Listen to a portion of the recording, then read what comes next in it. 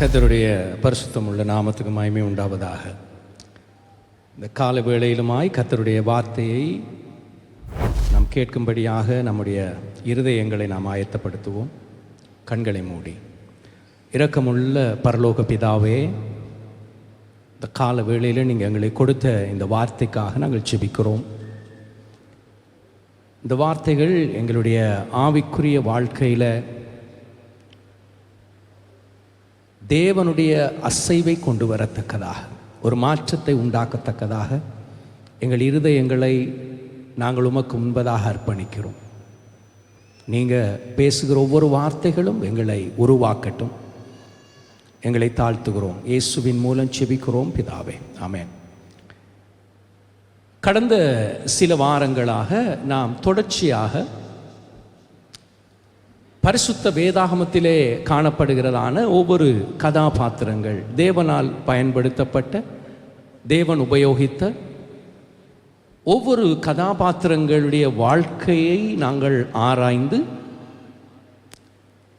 அந்த காரியங்களில் இருந்து நாங்கள் கற்றுக்கொள்ளுகிற பல விடயங்களை நாங்கள் பார்த்து வருகிறோம். அவர்கள் செய்த தவறுகளிலிருந்து நாம் எதை கற்றுக்கொள்ள முடியும்?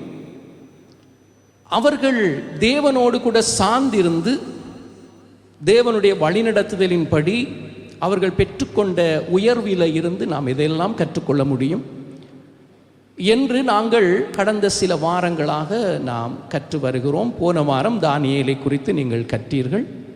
தானியேல் தன்னுடைய தீர்மானத்திலே இப்படி உறுதியாயிருந்து தேவனுடைய நாமத்தை மகிமைப்படுத்தினான் என்று நீங்கள் பார்த்தீர்கள். இன்றைக்கு நான் உங்கள் மத்தியிலே யோசேப்பை குறித்து நான் உங்கள் மத்தியில் கர்த்தருடைய வார்த்தையை நான் உங்களுக்கு கொண்டு வர விரும்புகிறேன்.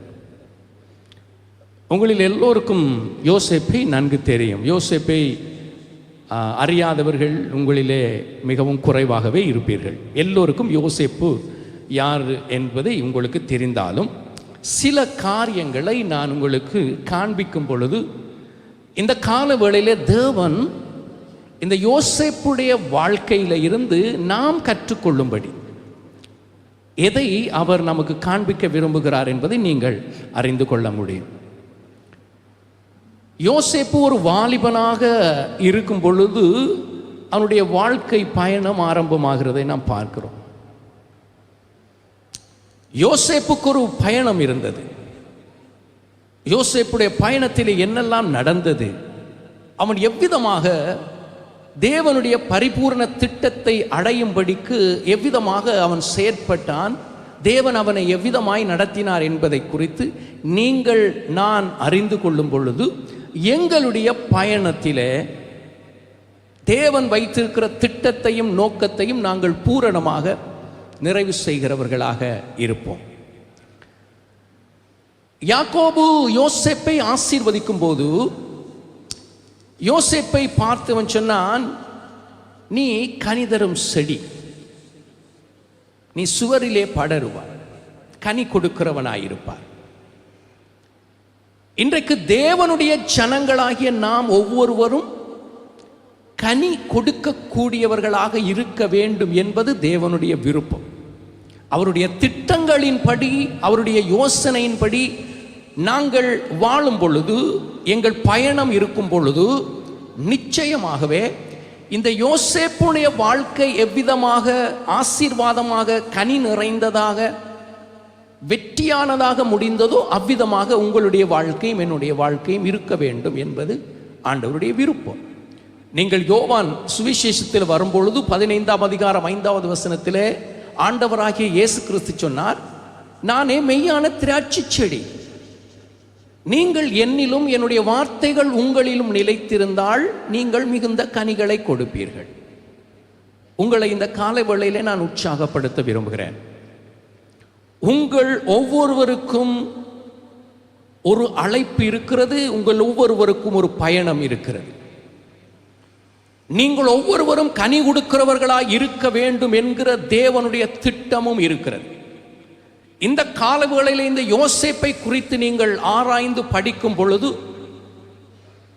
நீங்கள் எவ்வளவு தேவனால் நேசிக்கப்படுகிறவர்கள் என்பதை நீங்கள் கண்டுகொள்ள முடியும்.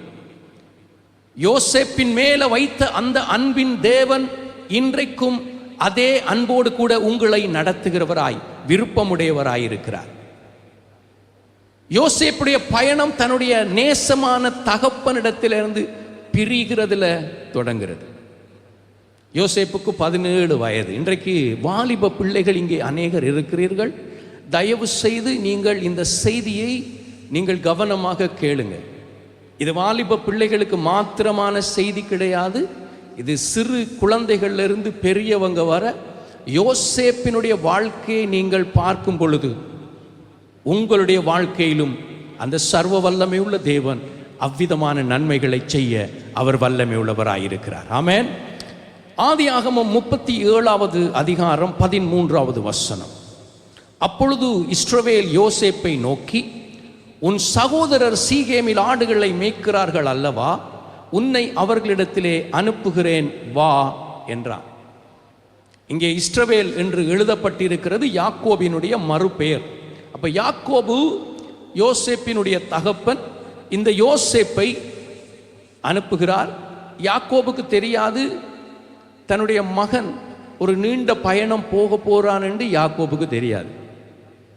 யோசேப்புக்கும் தெரியாது நான் என்னுடைய தகப்பனை சில காண்டுகள் நான் பார்க்க மாட்டேன் என்பது யோசேப்புக்கும் தெரியாது. நான் உங்களுக்கு ஒரு காரியத்தை இந்த கால வேளையிலே நினைப்பூட்டுகிறேன். உங்களுடைய தகப்பன் உங்களை நேசிக்கிறவர் தான், உங்களுடைய தாய் உங்களை நேசிக்கிறவர் தான்.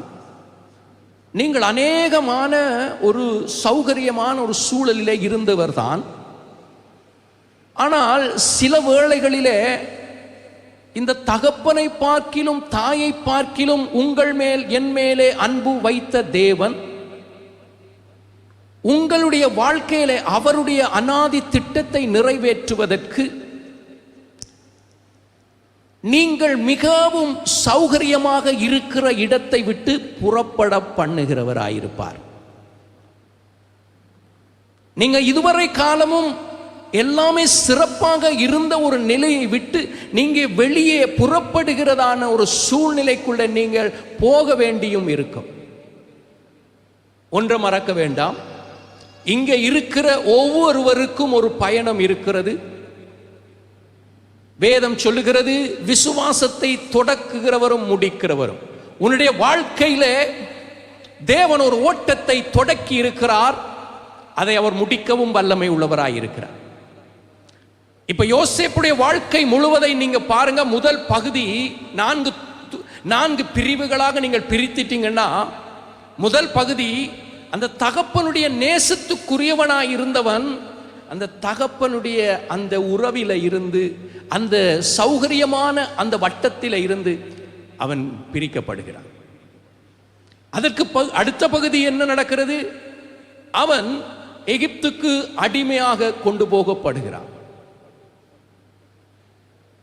அடுத்ததாக அவன் ஒரு சிறை கைதியாக மாற்றப்படுகிறான். ஆனால் 4வது அவன் எகிப்தின் ஒரு பிரதம மந்திரியாக 2ஆம் நிலையில இருக்கக்கூடிய ஒரு உயர்ந்த அந்தஸ்துக்கு அவன் நடத்தப்பட்டான். இந்த யோசேப்பு இந்த பயணத்தை தொடங்கும் போது அவனிடத்தில் ஒரு சொப்பனம் இருந்தது. சொல்லுங்க, ஒரு சொப்பனம் இருந்தது. இன்றைக்கு நம் ஒவ்வொருவரை குறித்தும் தேவன் தம்முடைய உள்ளங்கைகளிலே வரைந்த ஒரு அநாதி திட்டம், பரிபூர்ண திட்டம் ஒவ்வொன்று இருக்கிறது என்பதை நீங்கள் மறக்கக்கூடாது. இப்பொழுது இந்த யோசேப்புடைய வாழ்க்கையில இருந்த திட்டம் எவ்விதமாக செயற்பட்டது, அதன் மூலமாக நீங்களும் நானும் இன்றைக்கு புதிய ஏற்பாட்டு திருச்சபையிலே வாழுகிற பரிசுத்தம் உள்ள தேவனுடைய பிள்ளைகள் அழைக்கப்பட்டவர்கள் எவ்விதமாக இந்த உயர்ந்த ஆசீர்வாதங்களை சுதந்தரிக்க முடியும் என்கிற காரியங்களை பார்க்கிறதற்கு இந்த யோசேப்பு யார், இந்த யோசேப்பினுடைய வரலாறு என்ன என்பதை நான் சிறு மேலோட்டமாக சில காரியங்களை இந்த கால வேளையில் நான் உங்களுக்கு காண்பிக்க வேண்டும். யோசேப்பு யார்? யோசேப்பினுடைய தகப்பனுடைய பேரு யாக்கோபு, யாக்கோபினுடைய தகப்பனுடைய பேரு ஈசாக்கு, ஈசாக்கினுடைய தகப்பனுடைய பேர் ஆபிரகாம். இன்றைக்கு நீங்களும் நானும் ஆவிக்குரிய நிலையிலே ஆபிரகாமின் சந்ததியாயிருக்கிறோம். எத்தனை பேர் விசுவாசிக்கிறீங்க? ஆண்டவராகிய இயேசு கிறிஸ்துவினுடைய இரத்தத்தினால கழுவப்பட்டு ஒவ்வொருவரும் நீதிமான்களாக மாற்றப்பட்டிருக்கிறோம். இயேசு கிறிஸ்துவினுடைய இரத்தம் நம்மை பாவத்தில இருந்து கழுவி சுத்திகரிக்கிறது மாத்திரமல்ல, எங்களுடைய பாவத்துக்கான தண்டனையில் இருந்தும் நம்மை பாதுகாக்கிறது. இயேசுவின் இரத்தம் என்னுடைய பாவங்களை கழுவி என்னை சுத்திகரித்து என்னை மன்னிக்கிறது ஒரு பகுதி. என்னுடைய பாவத்தின் நிமித்தமாக எனக்கு வரவேண்டி இருந்த தண்டனையை அவர் ஏற்றுக்கொண்டதனால் அதிலிருந்தும் நான் மீட்கப்பட்டிருக்கிறேன். ஆபிரகாமின் சந்ததியாய் இருக்கிற உங்களுக்கும் ஆபிரகாமின் தேவன் இன்றைக்கும் இதே வண்ணமாக உங்களையும் உங்களுடைய பயணத்திலே கூட இருந்து நடத்த வல்லமை உள்ளவராய் இருக்கிறார். இப்போ நான் ஆபிரகாமில இருந்து சில காரியங்களை நான் உங்களுக்கு தொடர்ச்சியாக காண்பித்து இந்த யோசேப்புடைய வாழ்க்கையில அந்த காரியங்கள் தொடருகிறதையும், அதற்கு பின்பதாக யோசேப்புடைய யாக்கோபினுடைய பிள்ளைகள் மூலமாக இஸ்ரவேல் சந்ததியின் மூலமாக ஜனங்களை அவர் நடத்தி சென்ற அந்த பயணத்தின் மூலமாகவும், இப்பொழுது புதிய ஏற்பாட்டு திருச்சபையில தேவன் தமக்கென்று பிரித்தெடுத்து இருக்கிற நம்முடைய வாழ்க்கையிலையும் அதே காரியங்களை செய்ய அவர் வல்லமை உள்ளவராய் இருக்கிறார் என்பதையும் காண்பிக்க விரும்புகிறேன். முதலாவது, நீங்க யோசேப்பினுடைய தகப்பன், பாட்டன், பூட்டன் ஆபிரகாம கவனிங்க. ஆதியாகமம் 12வது அதிகாரத்துக்கு வாங்க. 4 வசனங்களை வாசிக்கிறேன். நான் இந்த வசனங்களை மாத்திரம்தான் வாசிக்க போகிறேன். அதில் அதிக நேரம் செலவு பண்ண நேரம் இல்லை. ஆனால் ஏன் இந்த வசனங்களை வாசிக்க வேண்டுமானால், நீங்கள் உங்கள் மேல தேவன் இதே காரியத்தை செய்ய வல்லமை உள்ளவர் என்பதை அறியும்படியாக இந்த வசனங்களை நான் வாசிக்கும்படியாக ஆவியானவரால் தூண்டப்பட்டேன். எல்லாருக்கும் தெரிந்த பகுதிதான். கவனமாய் கவனிங்க. கர்த்தர் ஆபிராமை நோக்கி நீ உன் தேசத்தையும் உன் இனத்தையும் உன் தகப்பனுடைய வீட்டையும் விட்டு புறப்பட்டு நான் உனக்கு காண்பிக்கிற தேசத்துக்கு போ. முதலாவது, அவனுடைய சௌகரியமாக வாழ்ந்து கொண்டிருந்த இடத்திலிருந்து அவனை கிளப்புகிறார். நான் காண்பிக்கிற தேசத்துக்கு நீ போ. நான் உன்னை பெரிய ஜாதியாக்கி உன்னை ஆசீர்வதித்து உன் பேரை பெருமைப்படுத்துவேன், நீ ஆசீர்வாதமாய் இருப்பாய். இந்த அழைப்புக்கு அவன் கீழ்ப்படிந்தால் இந்த 2வது வார்த்தை நிறைவேறும், 2வது வசனம் நிறைவேறும். உன்னை ஆசீர்வதிக்கிறவர்களை நான் ஆசீர்வதிப்பேன், உன்னை சபிக்கிறவனை சபிப்பேன், பூமியில் உள்ள வம்சங்கள் எல்லாம் உனக்குள் ஆசீர்வதிக்கப்படும். 4வது, கர்த்தர் ஆபிரகாமுக்கு சொன்னபடியே அவன் புறப்பட்டு போனான். லோத்தும் அவனோட கூட போனான். ஆபிரகாம் ஆரானை விட்டு புறப்பட்ட போது 75 வயது உள்ளவனாயிருந்தான். இன்றைக்கு இதே வண்ணமாக நீங்க உங்களை ஒப்பிட்டு பாருங்க. ஒரு நாள் ஆண்டவர் உங்களை அழைத்தார், நீங்க அதற்கு ஆம் என்று சொல்லி உங்களோட பயணத்தை தொடங்கி இருக்கிறீங்க. அருமையான தேவ பிள்ளையே, இந்த காரியத்தை முதல்ல மனதில் வைங்க. யோசேப்புக்கு தெரியாது, எங்க போறன்னு தெரியாது, என்ன நடக்கிறதுன்னு தெரியாது, அவனுக்கு எதுவும் தெரியாது. ஆனா அவன் மேல தேவன் வைத்த திட்டத்தை அவனுக்கு சொப்பனத்தில் காண்பித்திருக்கிறார்.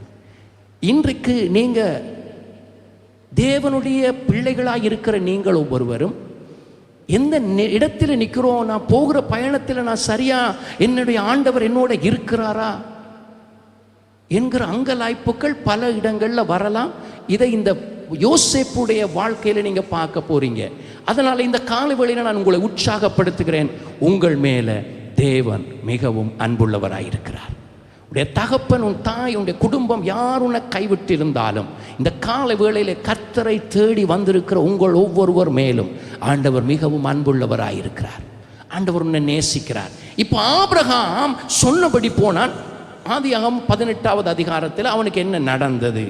ஆதியாகமம் 18:17 வாசிக்கிறேன். அப்பொழுது கர்த்தர் ஆபிரகாம் பெரிய பலத்த ஜாதியாவதனாலும் அவனுக்குள் பூமியில் உள்ள சகல ஜாதிகளும் ஆசீர்வதிக்கப்படுவதினாலும் நான் செய்ய போகிறதை ஆபிரகாமுக்கு மறைப்பேனோ? கர்த்தர் ஆபிரகாமுக்கு சொன்னதை நிறைவேற்றும்படியாய் அவன் தன் பிள்ளைகளுக்கும் தனக்கு பின்வரும் தன் வீட்டாருக்கும் நீங்கள் நீதியையும் நியாயத்தையும் செய்து கர்த்தருடைய வழியை காத்து நடவுங்கள் என்று கட்டளையிடுவான் என்பதை அறிந்திருக்கிறேன் என்றார். கர்த்தர் இந்த ஆபிரகாமை குறித்து சாட்சி கொடுக்கிறார். ஆபிரகாமை ஆண்டவர் அழைத்த உடனே அவன் அதற்கு கீழ்ப்படிந்து புறப்பட்டு போனதனாலே அவனுக்கு ஆண்டவர் சொன்ன விதமாக அவனையும் ஆசீர்வதித்து அவன் மூலமாக அநேகர் ஆசீர்வதிக்கப்படும்படி அவனை பிரித்தெடுத்து அவனை அதே வண்ணமாய் ஆசீர்வதித்து அவனுக்கு சொல்றார், உனக்கு பின்வருகிற சந்ததியும் இதே வண்ணமாக நீதியையும் நியாயத்தை நீங்க செய்து கர்த்தருடைய வழியை காத்து நடவுங்கள் என்று கட்டளையிடுவான் என்று அவனை குறித்து சாட்சி கொடுத்தார். இப்போ வாங்க ஈசாக்குக்கு. இந்த பகுதிகளை தயவு செய்து நீங்கள் குறித்து வைத்தீங்கன்னா வீட்டுக்கு போய் வாசிங்க. அதில் நீங்களாக கற்றுக்கொள்கிறதுக்கு பல விடயங்கள் இருக்கிறது. ஆதியாகமம் 26. இப்போ ஆபிரகாமுக்கு அப்படியாக நடந்தது. ஈசாக்கு ஆபிரகாமின் நாட்களில் உண்டான பஞ்சத்தை அல்லாமல் 26:1 வாசிக்கிறேன்.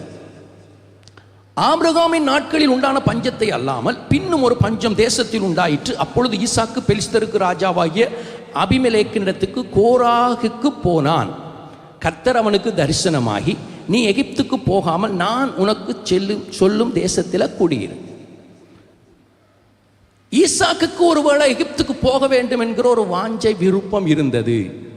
ஆனால் ஆண்டவர் அவனை இந்த இடத்துல நீ இரு, இந்த தேசத்தில் நீ வாசம் பண்ணு. 3வது வசனம், இந்த தேசத்தில் வாசம் பண்ணு, நான் உன்னோட கூட இருந்து உன்னை ஆசீர்வதிப்பேன், நான் உனக்கும் உன் சந்ததிக்கும் இந்த தேசங்கள் யாவையும் தந்து.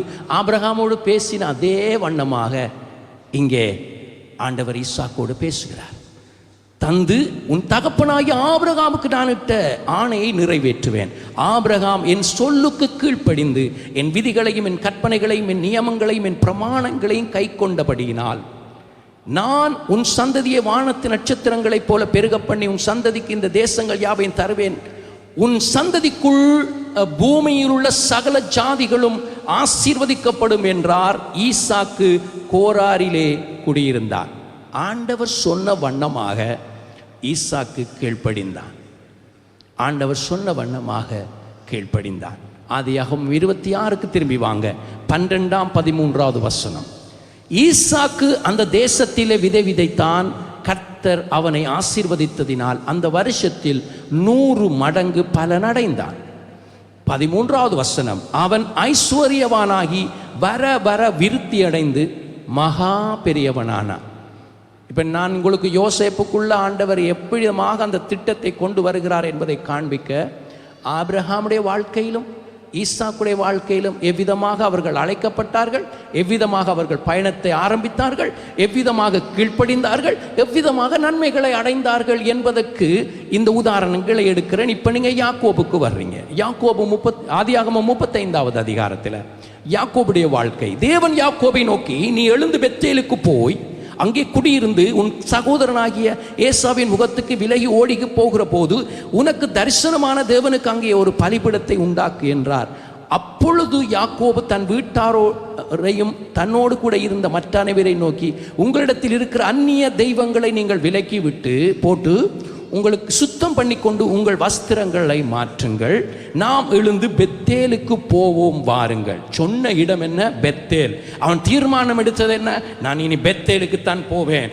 ஆபத்து நேரிட்ட நாளில் என் விண்ணப்பத்துக்கு உத்தரவு அருளச் செய்து நான் நடந்த வழியிலே என்னோட கூட இருந்த தேவனுக்கு அங்கே ஒரு பலிபீடத்தை உண்டாக்குவேன் என்றான். அப்பொழுது அவர்கள் தங்கள் கையில் இருந்த எல்லா அந்நிய தெய்வங்களையும் தங்கள் காதணிகளையும் யாக்கோபினிடத்தில் கொடுத்தார்கள். யாக்கோபு அவைகளை சீகேம் ஊர் அருகே இருந்த ஒரு கல்வாரி மரத்தின் கீழே புதைத்து போட்டான். பின்பு பிரயாணம் புறப்பட்டார்கள். அவர்களை சுற்றிலும் இருந்த பட்டணத்தாருக்கு தேவனாலே பயங்கரம் உண்டானதினால் அவர்கள் யாக்கோபின் குமாரரை பின்தொடராமல் இருந்தார்கள். யாக்கோபுக்கு தேவன் சொன்ன பிரகாரமாக யாக்கோபு செய்த போது, ஆதியாகமம் 35:9வது வசனத்திலிருந்து நான் வாசிக்கிறேன். யாக்கோபு பதான் அராமிலிருந்து வந்த பின்பு தேவன் அவனுக்கு மறுபடியும் தரிசனமாகி அவனை ஆசீர்வதித்து, இப்பொழுது உன் பேர் யாக்கோபு இனி உன் பேர் யாக்கோபு என்னப்படாமல் இஸ்ரவேல் என்று உனக்கு பேர் வழங்கும் என்று சொல்லி அவனுக்கு இஸ்ரவேல் என்று பெயரிட்டார். பின்னும் தேவன் அவனை நோக்கி, நான் சர்வ வல்லமையுள்ள தேவன், நீ பலுகி பெருகுவாயாக, ஒரு ஜாதியும் பற்பல ஜாதிகளின் கூட்டங்களும் உன்னிடத்திலிருந்து உண்டாகும், ராஜாக்களும் உன் சந்ததியில் பிறப்பார்கள். நான் ஆபிரகாமுக்கும் ஈசாக்குக்கும் கொடுத்த தேசத்தை உனக்கு கொடுப்பேன், உனக்கு பின் உன் சந்ததிக்கும் இந்த தேசத்தை கொடுப்பேன். இதுதான் யோசேப்பினுடைய மூதாதையருடைய வரலாறு. அருமையான தேவ பிள்ளைங்களே, இந்த வேத பகுதிகளை நான் வாசிப்பதற்கு மிகவும் முக்கிய காரணங்கள் இருக்கிறது. என் ஆண்டவராகிய இயேசு அவர் நேற்றும் இன்றும் என்றும் மாறாதவராயிருக்கிறார். இந்த கால வேளையிலே ஆண்டவர் உன்னை அழைத்தவர் உண்மை உள்ளவராயிருக்கிறார். நீ ஒருவேளை ஆண்டவருடைய பரிபூர்ண திட்டத்தை நீ சரிவர புரிந்து கொள்ளாவிட்டாலும் ஆண்டவர் உன்னை நேசிக்கிறவராயிருக்கிறார். உனக்காக அவர் வைத்த திட்டத்தை, அவர் யோசனையை அவர் இன்னும் கைவிடவே இல்லை. அதை நிச்சயமாக அதை நிறைவேற்ற அவர் வல்லமை உள்ளவராயிருக்கிறார். யோசேப்பு யாக்கோபினுடைய 11வது குமார், ராகேல் பெற்ற மூத்த குமார். யாக்கோபுக்கு 12 புத்திரர் இருந்தார்கள். அதில் மிகவும் யாக்கோபு நேசித்த குமாரனாக யோசேப்பு வர்ணிக்கப்படுகிறான். யோசேப்புக்கு பல வர்ண அங்கிகள் கொடுக்கப்படுகிறது. மிகவும் அன்பான தகப்பன் அவனுக்கு இருந்தான்.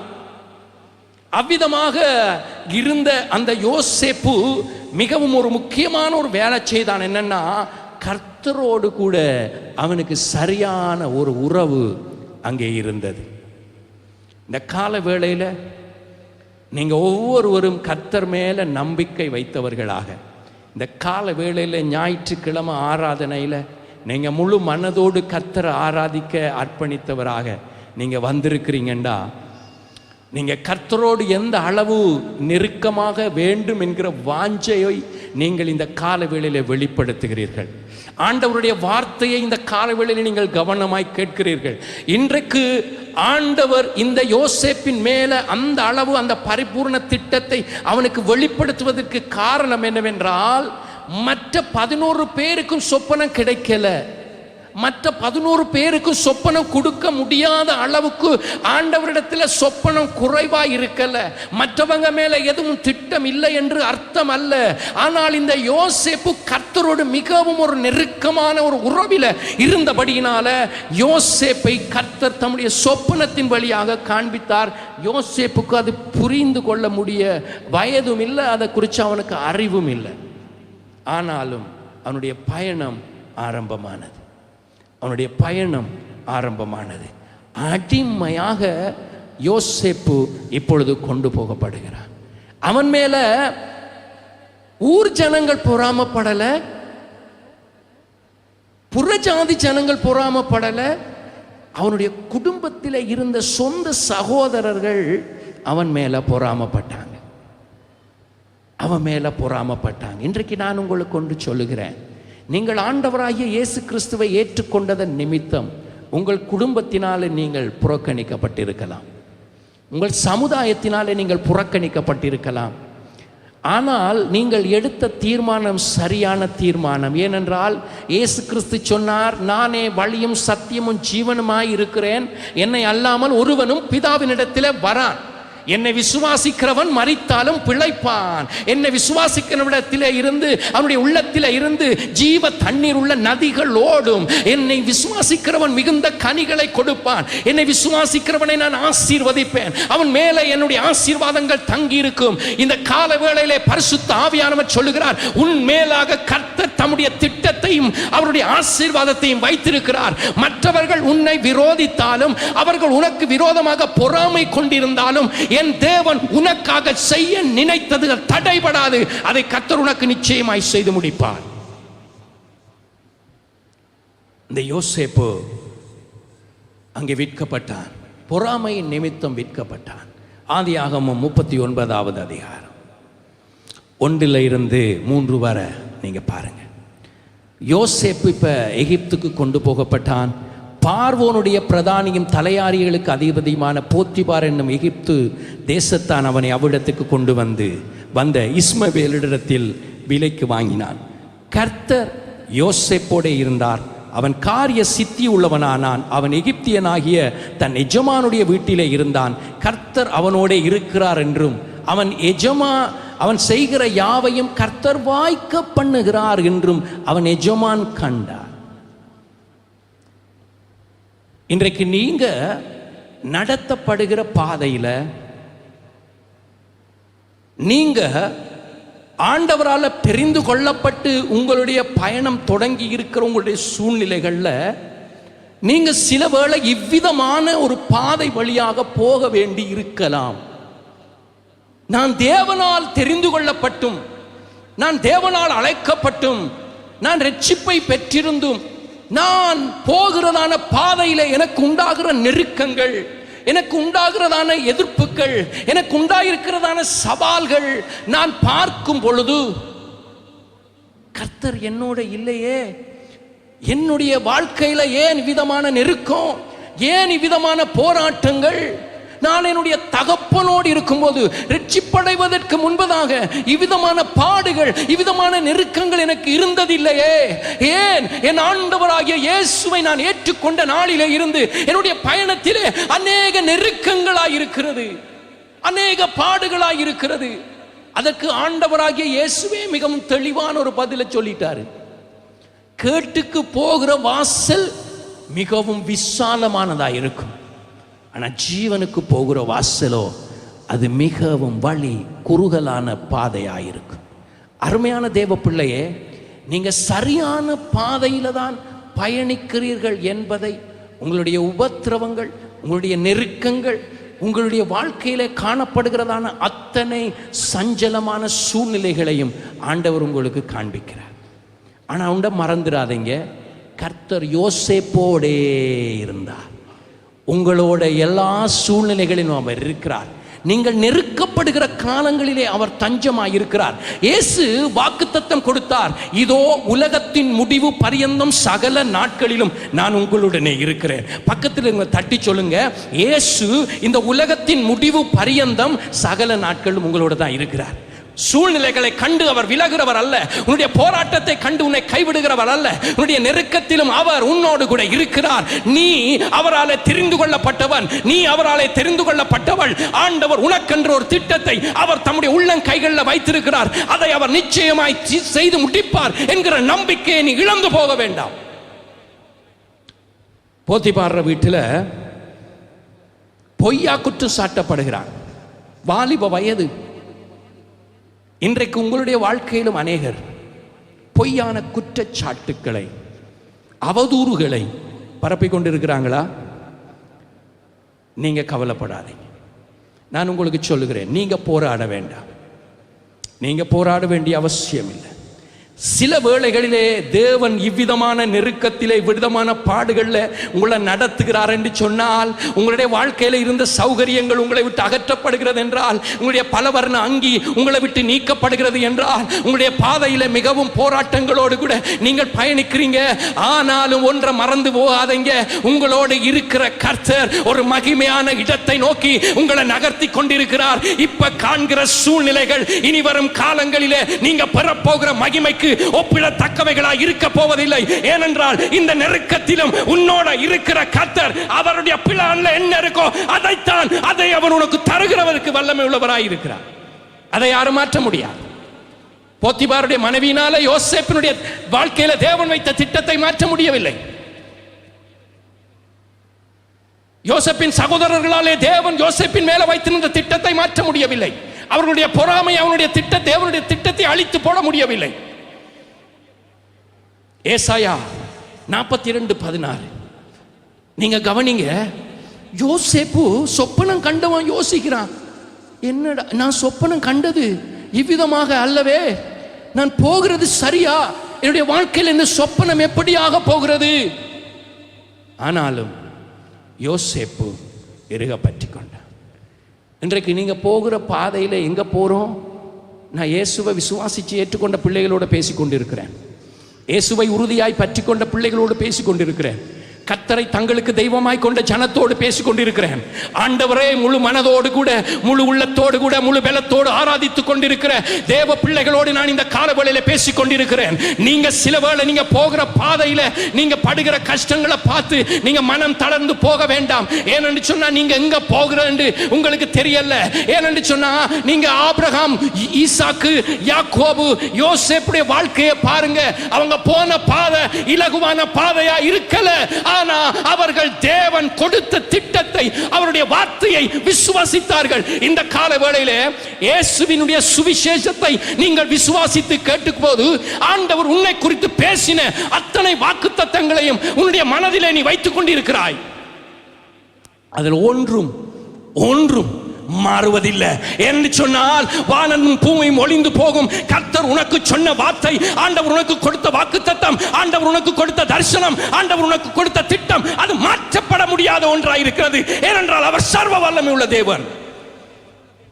மனிதர்களால் அதை மாற்றி போட முடியாது, சூழ்நிலைகளால் அதை மாற்றி போட முடியாது, எதிரிகளால மாற்றி போட முடியாது, பிசாசினால மாற்றி போட முடியாது. ஏனென்றால் உன்மேலே கர்த்தர் பிரியமாயிருக்கிறார். கரங்களை தட்டி மகிமைப்படுத்துங்க. உங்க மேல அவர் விருப்பமாயிருக்கிறார். யோசேப்பினுடைய தகப்பன் விருப்பம் பண்ணினதை பார்க்கிலும் யோசேப்பினுடைய தேவன் யோசேப்பின் மேல மிகவும் விருப்பம் உள்ளவராயிருந்தார். ஆண்டவர் உங்க மேல வச்ச அன்பு பெரிய அன்பு. ஆண்டவராகிய இயேசு சீஷர்களுக்காக ஜெபம் பண்றாரு. யோவான் சுவிசேஷ புத்தகத்தில் என்ன சொல்றார் என்றால், தேவன் உங்க ஒவ்வொருவர் மேலும் வைத்திருக்கிற அன்பை நீங்க அறியணும் என்று ஜெபம் பண்றார். பிதாவாகிய தேவனிடத்தில் இயேசு ஜெபம் பண்றார், என்னுடைய ஜனங்கள் நீங்க இந்த பிள்ளைகள் மேல என்னிடத்தில் வைத்திருக்கிறது அன்பை போலவே இவர்களையும் நீர் நேசிக்கிறீர் என்பதை இவர்கள் அறிய வேண்டும் என்று இயேசு ஜெபம் பண்ணினார். அருமையான தேவ பிள்ளையே, உங்க மேல தேவன் வைத்திருக்கிற அன்பு இயேசுவின் மேல வைத்த அதே அன்பு போலவே இருக்கிறது. எந்த மாற்றமும் கிடையாது, எந்த மாற்றமும் கிடையாது. நீங்கள் மிகவும் விசேஷித்தவர்கள், நீங்கள் மிகவும் விசேஷித்தவர்கள். இயேசு கிறிஸ்துவின் நாமத்தினால் அவரை விசுவாசிக்கிறவர்கள் எத்தனை பேர்களோ அத்தனை பேர்களும் கர்த்தருடைய பிள்ளைகள் ஆகிற அதே நிலைக்கு ஆண்டவர் உங்களை கொண்டு வருகிறார். அதே நிலைக்கு கீழே அல்ல, இயேசு கிறிஸ்துவோடு கூட அவர் உங்களை சமப்படுத்துகிறார். நீங்கள் அவருடைய அன்புக்கு ஈக்குவலாக ஆண்டவர் உங்கள் ஒவ்வொருவரை நேசிக்கிறவராயிருக்கிறார். இயேசுவும் அதே காரியத்தை சொல்லுகிறார். ஜெயம் கொள்ளுகிறவன் எவனோ அவன் பிதாவினுடைய வலது பார்சத்தில் நான் உட்காருகிற என்னுடைய ஸ்தானத்தில், என்னுடைய சிங்காசனத்தில் அவனை நான் உட்கார பண்ணுவேன் என்கிறதை அவர் உறுதிப்படுத்தி இருக்கிறார். நீங்கள் விசேஷமானவர்கள். இந்த யோசேப்பு எப்படி விசேஷமானவனோ அதை மாதிரி நீங்க விசேஷமானவர். அதனால உங்களை நடத்தி செல்கிற பாதை ஒன்றுமே விளங்கல. ஆனால் வாசிங்க ஏசாயா 42:16. குருடரை அவர்கள் அறியாத வழியிலே நடத்தி, அவர்களுக்கு தெரியாத பாதைகளில் அவர்களை அழைத்து கொண்டு வந்து, அவர்களுக்கு முன்பாக இருளை வெளிச்சமும் கோணலை செவ்வையும் ஆக்குவேன். இந்த காரியங்களை நான் அவர்களுக்கு செய்து அவர்களை கைவிடாதிருப்பேன். உங்கள் ஆண்டவர் கைவிடுறதில்லை. பக்கத்துங்க தட்டி சொல்லுங்க, நீங்க கைவிடப்படுகிறதில்லை, நீங்க கைவிடப்படுகிறதில்லை. நீங்க தேவனால மிகவும் நேசிக்கப்படுகிறவர். ஆதியாகமம் 41:39 இருந்து பாருங்க, யோசேப்புக்கு என்ன நடக்கிறது. பின்பு பார்வோன் யோசேப்பை நோக்கி, எங்க இருந்து வந்தாரு? முதலாவது தகப்பனை விட்டு பிரிந்தார், அடிமையாய் விற்கப்பட்டார், சிறை கைதியாய் மாறினார். இப்ப அவருடைய வாழ்க்கை மாறுது பாருங்க. ஆதியாகமம் 41:39. பின்பு பார்வோன் யோசேப்பை நோக்கி, தேவன் இவைகளை எல்லாவற்றிலும் உனக்கு வெளிப்படுத்தி இருக்கிறபடியினால் உன்னை போல் விவேகமும் ஞானமும் உள்ளவன் வேறு ஒருவனும் இல்லை. நீ என் அரண்மனைக்கு அதிகாரியாயிருப்பாய். உன் வாக்கின்படியே என் ஜனங்கள் எல்லோரும் அடங்கி நடக்க கடவர்கள். சிங்காசனத்தில் மாத்திரம் உன்னிலும் நான் பெரியவனாய் இருப்பேன் என்றார். பின்னும் பார்வோன் யோசேப்பை நோக்கி, பார், எகிப்து தேசம் முழுமைக்கும் நான் உன்னை அதிகாரியாக்குவேன் என்று சொன்னார். எந்த இடத்துல ஆண்டவர் அவனை உயர்த்தினார் என்றால் அடிமைப்பட்டு கிடந்த இடத்தில். இது கர்த்தருடைய ஒரு ஒழுங்கு. ஆண்டவர் தம்முடைய பிள்ளைகளை கொண்டு போய் ஆசீர்வதிக்கிற, அபிஷேகம் பண்ணுகிற இடம் எங்க தெரியுமா? சத்துருக்களுக்கு மத்தியில, உங்களுடைய தலையை அவர் எண்ணெயால் அபிஷேகம் பண்ணுகிறார். யோசேப்பை எகிப்துக்கு கொண்டு போய் எகிப்தில் எல்லாருக்கும் முன்பதாக அவனுடைய தலையை உயர்த்தினார். 42வது வசனம், பார்வோன் தன் கையில் போட்டிருந்த தன் முத்திரை மோதிரத்தை கழற்றி அதை யோசேப்பின் கையிலே போட்டு மெல்லிய வஸ்திரங்களை அவனுக்கு உடுத்தி பொன் சரப்பணியை அவன் கழுத்திலே தரித்து தன்னுடைய 2ஆம் ரதத்தின் மேல் அவனை ஏற்றி தெண்டனிட்டு பணியுங்கள் என்று அவனுக்கு முன்பாக கூர்வித்து எகிப்து தேசம் முழுமைக்கும் அவனை அதிகாரியாக்கினார்.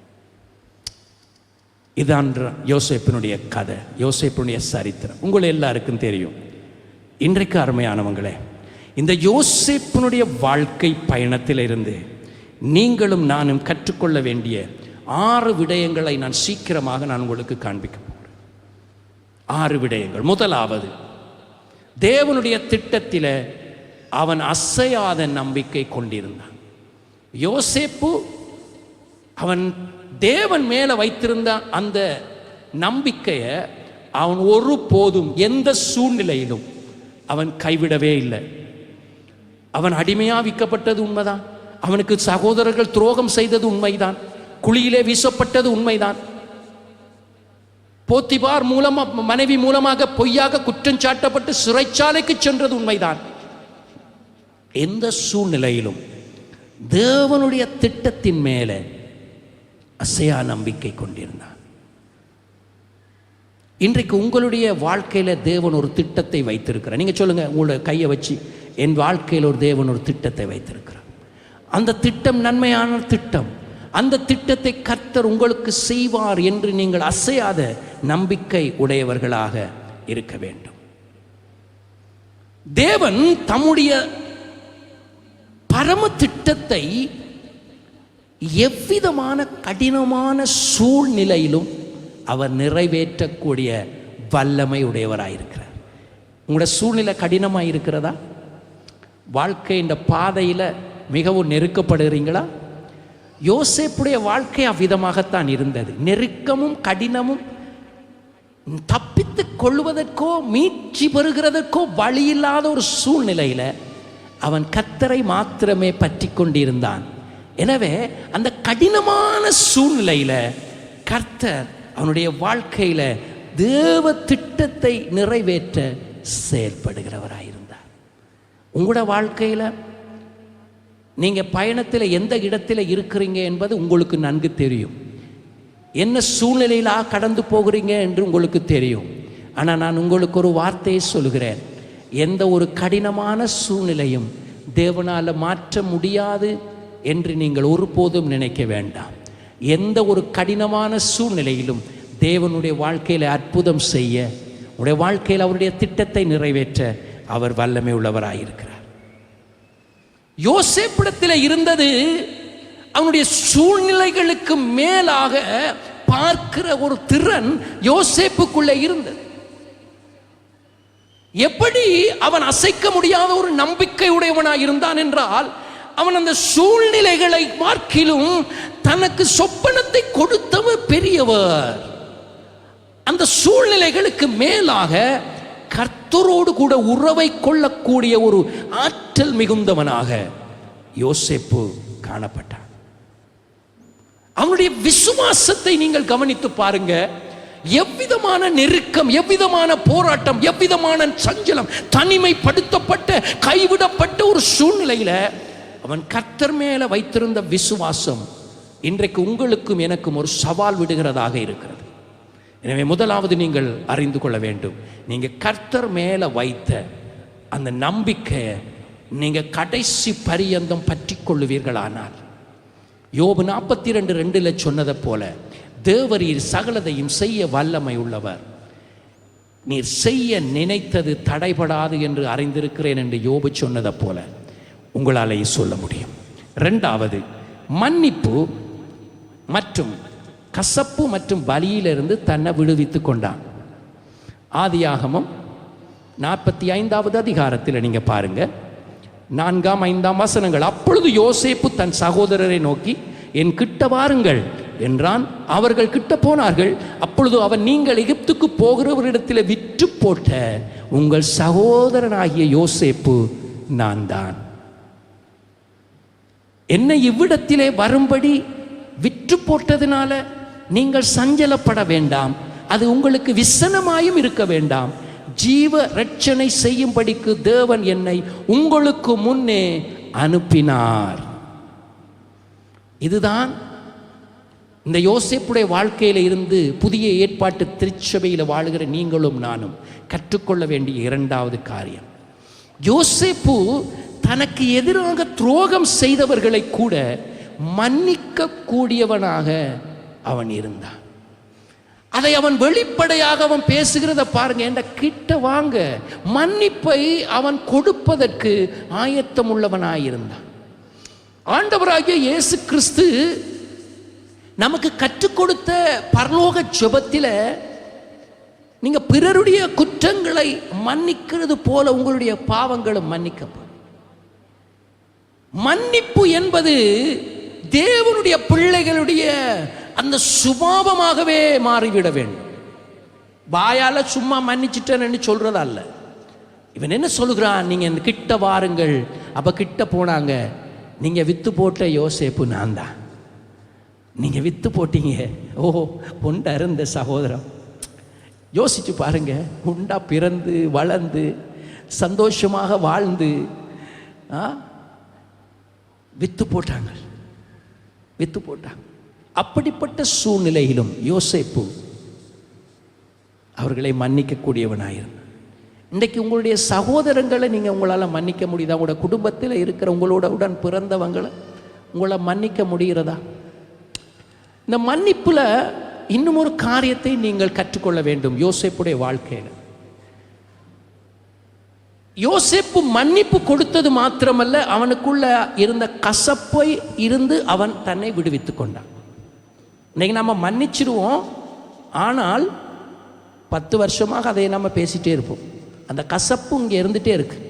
கசப்பில் இருந்து நாங்கள் விடுபடுறதில்லை. யோசேப்புடைய வாழ்க்கையில் நாம் அதை கற்றுக்கொள்ளுவோமாக. கசப்பில் இருந்து அவன் விடுதலை ஆக்கினார். 5வது வசனம், என்ன நீங்க விட்டு போட்டதுனால நீங்க சஞ்சலப்பட வேண்டாம், அது உங்களுக்கு விசனமாயிருக்க வேண்டாம். ஜீவரட்சணை செய்யும்படி தேவன் என்னை உங்களுக்கு முன்பதாக அனுப்பினார். எனவே இந்த கால வேளையில் ஆவியானவர் உங்களுக்கு சாரியத்தை உணர்த்துகிறார். மன்னிக்கிறது மாத்திரமல்ல, உங்களுக்கு விரோதம் செய்தவர்கள், உங்களை வேதனைப்படுத்தினவர்கள், உங்களை துக்கப்படுத்தினவர்கள், உங்களை காயப்படுத்தினவர்கள், உங்களை அவமானப்படுத்தினவர்கள், உங்களை விமர்சனம் செய்தவர்களை குறித்த கசப்பு உங்களுக்குள்ள வேண்டாம். இது உங்களுக்கு ஒரு ஆசீர்வாதத்தை கொண்டு வரும் என்பதற்கு யோசேப்பு ஒரு உதாரணமாக இருக்கார். உங்களுக்கு தெரியுமா, இந்த யோசேப்பு இவ்விதமாக துரோகம் செய்தவர்களை எத்தனை ஆண்டுகளுக்கு பிறகு சந்தித்தான்? 22 ஆண்டுகளுக்கு பிறகுதான் தன்னை விற்று போட்ட தன்னுடைய சகோதரர்களை நேருக்கு நேராக பார்க்கிறான். 22 வருஷம், 22 வருஷத்துக்கு பிறகு அவனை அவர்கள் காண்ட போது, அவன் அவர்களை மன்னிக்கிறது போது அவர்களால் அதை நம்ப முடியவில்லை. இன்றைக்கு உங்களுடைய மன்னிப்பு அநேகரை ஆசீர்வதிக்க போகிறது. நீங்கள் உங்களுடைய உள்ளத்தில் இருக்கிற கசப்பை நீங்கள் நீக்கும் பொழுது அது உங்களை ஆசீர்வதிக்க போகிறது. அருமையான தேவ பிள்ளைகளே, இந்த 2வது குறிப்பு மிகவும் முக்கியமானது. என்னென்றால், மன்னிப்பு நீங்க கொடுக்கிறது மாத்திரமல்ல, உங்களுடைய உள்ளத்தில் அந்த தீமையை குறித்த கசப்பையும் வேரோட எடுத்து நீங்க போட்டுருங்க. பரிசுத்த வேதம் சொல்லுகிறது, எபேசியர் 4:31, சகலவித கசப்பும் கோபமும் மூர்க்கமும் கூக்குரலும் தூஷணமும் மற்ற எந்த துர்க்குணமும் உங்கள் விட்டு நீங்க கடவது. அது துர்க்குணத்துக்கு ஒப்பிடப்படுகிறது. இந்த கசப்பு துர்க்குணம். உன்னுடைய உள்ளத்திலே உனக்கு தீமை செய்தவர்களை குறித்த கசப்பு இருக்கிறதா? அது உனக்கு துர்க்குணத்தை உன்னுடைய வாழ்க்கையில் நீ வைத்துக்கொண்டு அலைவதற்கு சமமாயிருக்கு. எனவே மன்னிக்கிறதும் கசப்பை வேரோடு எடுத்து போடுகிறதும் தேவ பிள்ளைகளாகிய எங்களுக்கு அவசியமாயிருக்கிறது. இப்போ குடும்பத்தோடு கூட அவன் இணைக்கப்படுகிற அந்த நேரத்தில் அவனுக்கு கிட்டத்தட்ட 39 வயது.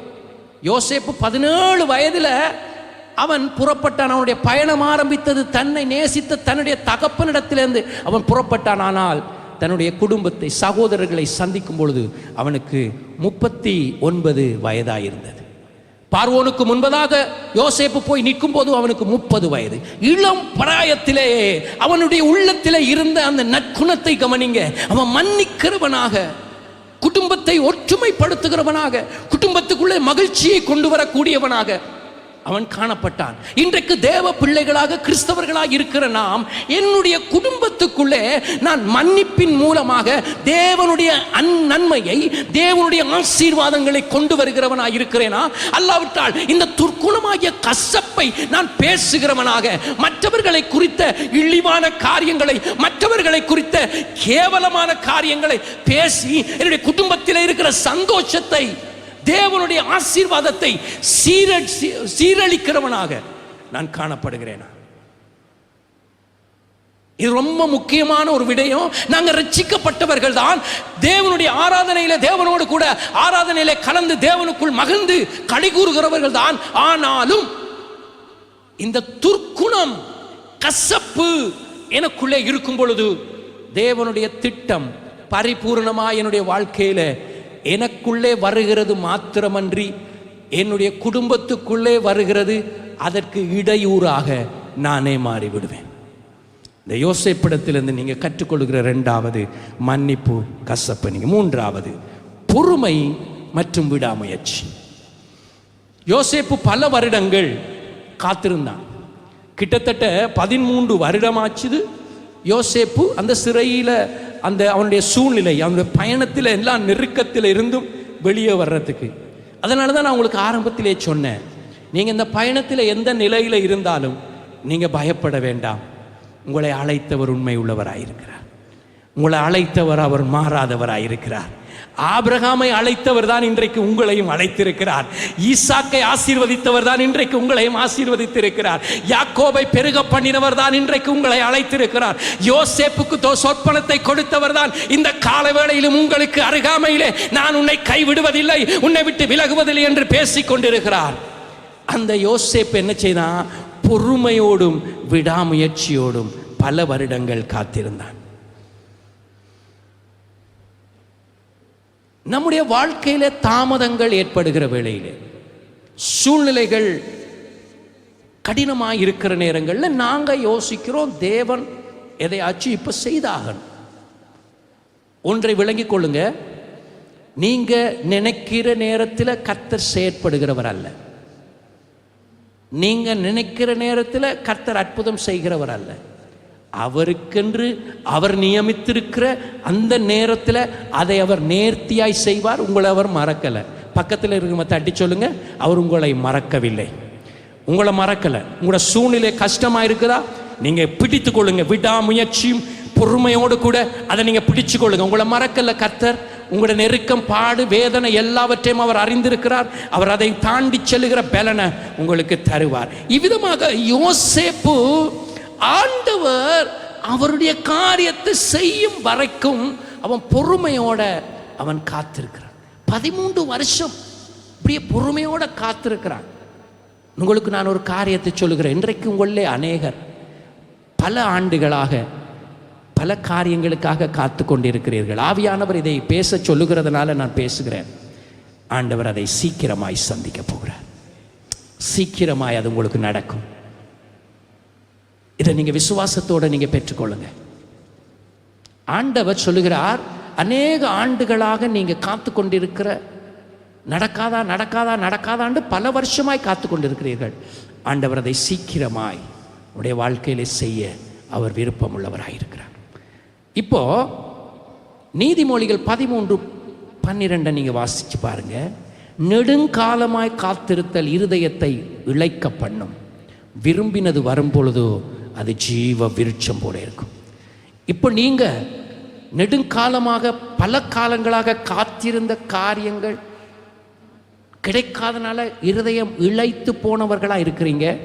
ஆனால் நீங்க நினைச்சதை பார்க்கிலும் வாஞ்சித்ததை பார்க்கிலும் மேன்மையானதை, மிகவும் விருட்சம் போன்ற பெரிய காரியத்தை கர்த்தர் உங்களுக்கு அவர் கொடுக்கிறார்.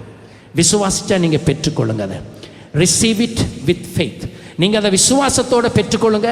நீண்ட காலமாக நீங்க காத்திருந்ததை அதை ஆண்டவர் உங்களுக்கு அனுப்புகிறார். அதை நீங்க பெற்றுக்கொள்ளுங்க. இயேசுவின் நாமத்தில் அது அப்படியே நடப்பதாக. பரிசுத்த ஆவியானவர் இதை பேச சொல்லுகிறார். நான் அதை பேசுகிறேன். நீண்ட காலமாக நீங்க காத்து கொண்டிருக்கிறீங்க. அதை கர்த்தர் இந்த நாளில் உங்களோட பேச சொல்லுகிறார். மகனே, மகளே, கர்த்தர் அதை உனக்கு தர விரும்புகிறார். அதை நீ விசுவாசித்தா நீ பெற்றுக்கொள். விசுவாசத்தினால் நீதிமான் பிழைப்பான். விசுவாசமே இந்த உலகத்தை ஜெயிக்கிற ஜெயம். உலகம் தடுத்திருக்கலாம், உறவுகள் தடுத்திருக்கலாம், மனிதர்கள் தடுத்திருக்கலாம், சமுதாயம் தடுத்திருக்கலாம், அரசாங்கம் தடுத்திருக்கலாம், எந்த ஒரு சூழ்நிலையும் தடுத்திருக்கலாம். ஆனால் கர்த்தர் உன்மேல் நினைவாய் இருக்கிறார். அதை அவர் தருகிறார். நீ அதை பெற்றுக்கொள். ரைட். நான்காவது, நேர்மையின் முக்கியத்துவம். போத்திபார் வீட்டில் யோசேப்பு இருக்கும்போது பொய்யாக குற்றம் சாட்டப்படுகிறார். பொய்யாக குற்றம் சாட்டப்படுகிறார்.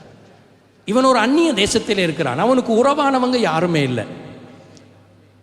அவனை யாரும் கவனிக்கிறதுக்கு இல்லை. ஆனாலும் யோசேப்பு நேர்மையாளனாக அந்த சூழ்நிலையிலே செயற்பட்டான். அருமையான மகனே, மகளே, பாவம் செய்வதற்கான சந்தர்ப்பம் உனக்கு மிகவும் அருகாமையிலேயே கிடைக்கும். I repeat this again. பாவம் செய்வதற்கான சந்தர்ப்பம் உனக்கு மிகவும் அருகாமையிலேயே கிடைக்கும்.